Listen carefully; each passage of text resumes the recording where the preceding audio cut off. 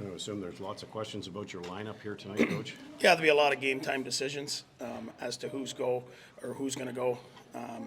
Obviously, some guys came off this morning that didn't feel good, so we'll have to check on them this afternoon. Doesn't look good for Thomas Chabot. Doubtful for Chabot and Kelly both. Tough for a defenseman. Usually, Jake Sanderson's case, usually it's their offensive mind. You have to teach him how to play defense. It looks like he can play defense very well for a 20-year-old, and it's the offense that might come off. Yeah, no, he's, you know what, rarely do you get a young guy with that focus that wants to be that complete player right away. I mean, so many players, you know, are points-based, and I understand. I mean, that's the attracting thing, and that's the thing that pays. And, you know, for him, he's trying to make himself a complete player. You know, he's one of our best penalty killers. He's obviously good on the power play, but his attention to detail is what makes him able to be so good so quickly as a young kid. Why do you think that is? That you obviously been tutored. I don't know if it's his dad or in college or what. Yeah, I mean, you never know where a player gets his mindset. Obviously, his dad played in the NHL, so there's that aspect. There's obviously good coaching along the way.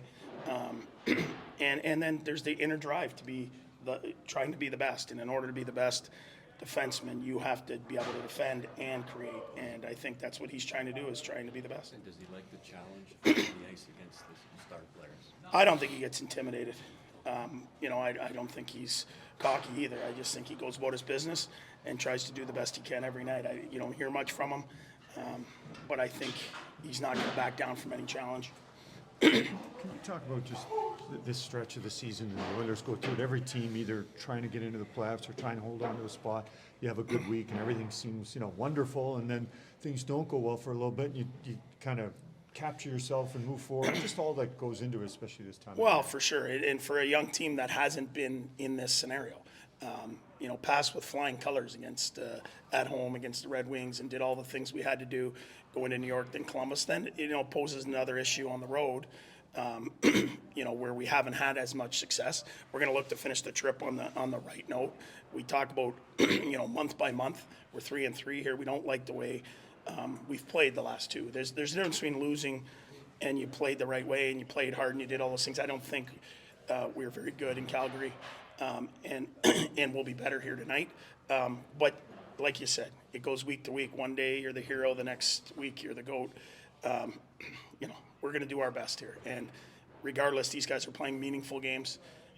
They're learning what it's like to play under the spotlight, you know, this time of year, and they're going to be better players for it. DJ, can I get a comment on Tim Stützle's development and how he just keeps progressing and taking that next step? Yeah, and there's more to go.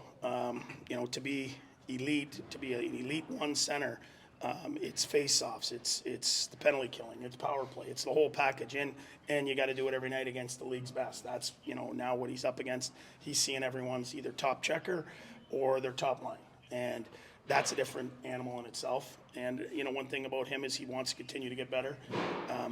You know, same for, you know, Brady and those guys.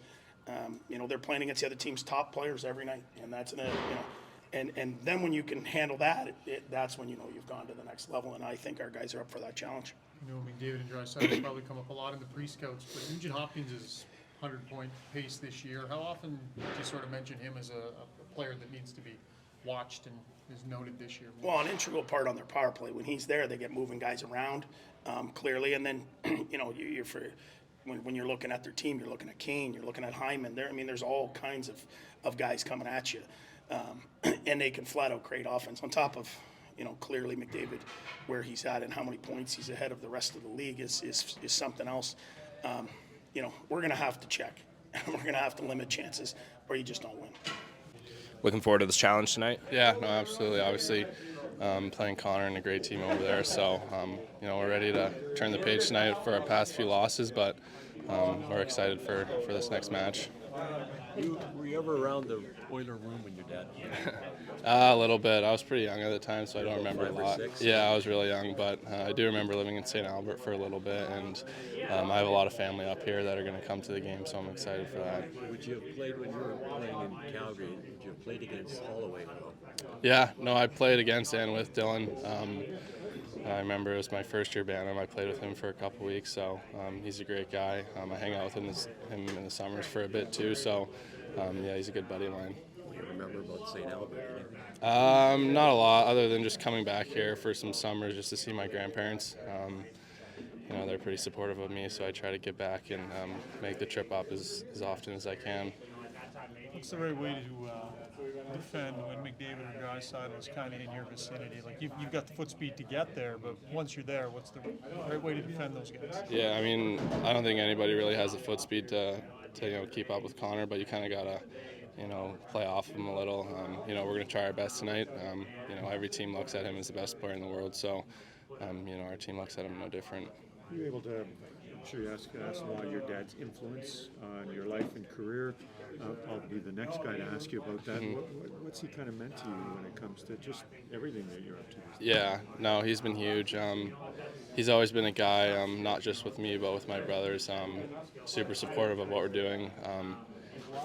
He's never pushed me to play hockey. I've always just wanted to play hockey for myself and just the love of the game, but he's supported me every step of the way, and I'm pretty grateful for that.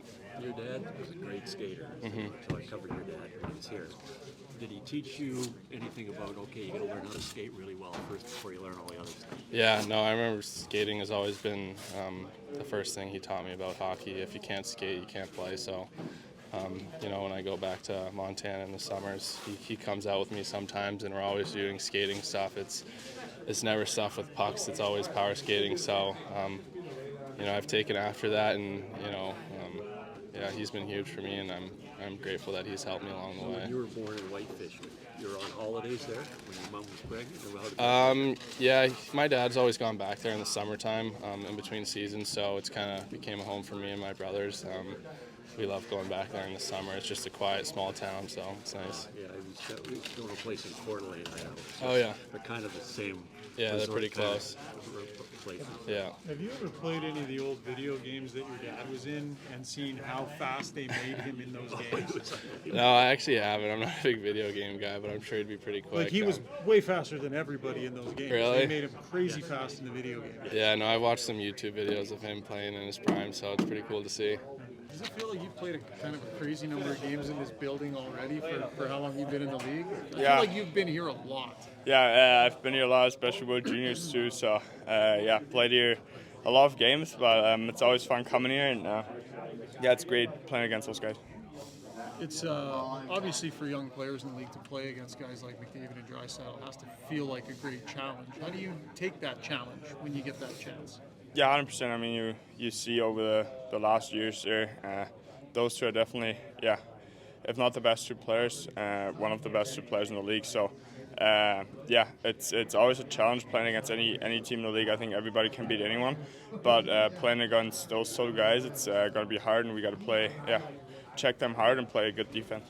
When did you become aware of Leon? Was it when he was drafted, or was it when he started to have success in the NHL, or maybe even before he got drafted?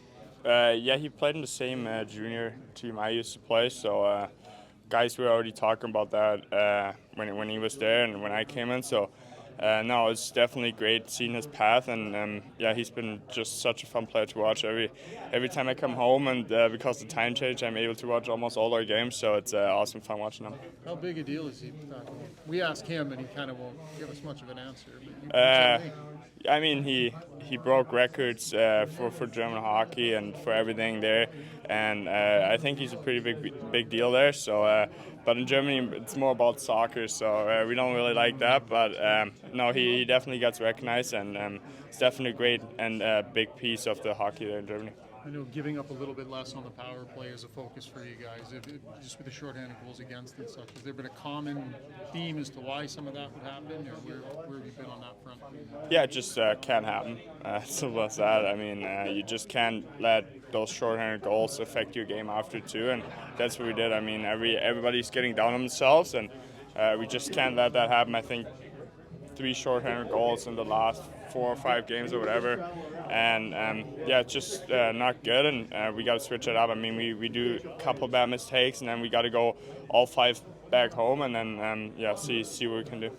DJ talked about not playing the right way against Calgary the other night. What has to be done to do that?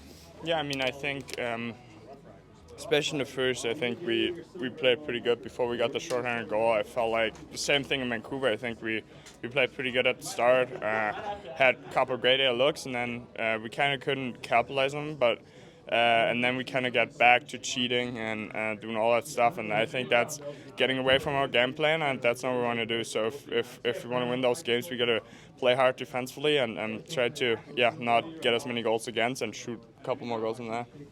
On a personal level, your goals have gone up 10 every year you've been in the league. How do you feel you've really adjusted to the NHL style?